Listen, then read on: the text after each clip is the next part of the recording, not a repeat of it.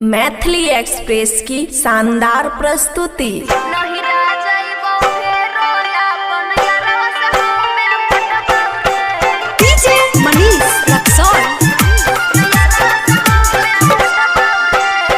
खुशी recording studio बलुआहा।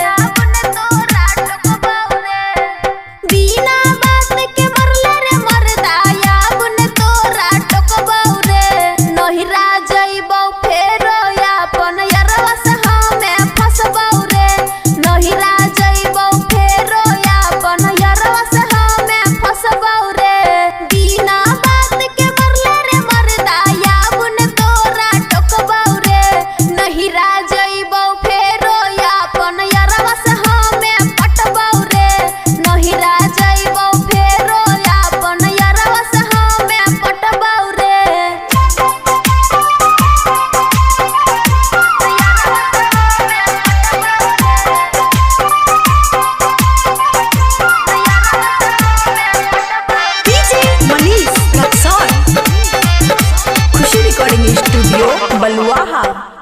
कते दिन से मुनसा बढ़ल तोहर मानवा हो, बढ़ल तोहर मानवा हो। दोसर सौतीन पर लुटावै छधनावा हो, लुटावै छधनावा हो। कते दिन से मुनसा बढ़ल तोहर मानवा हो, दोसर सौतीन पर लुटावै छधनावा।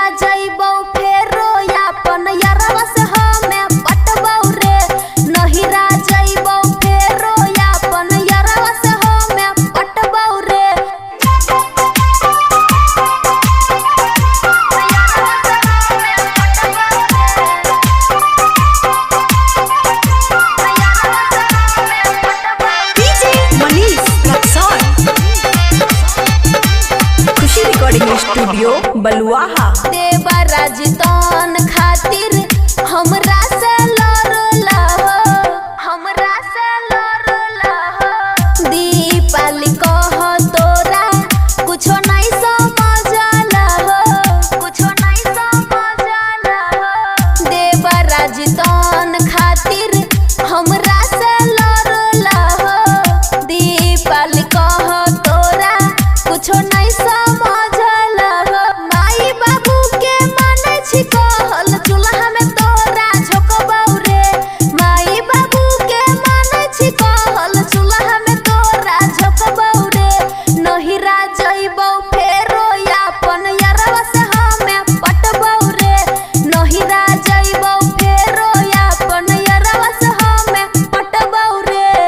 खुशी रिकॉर्डिंग स्टूडियो बलुआहा।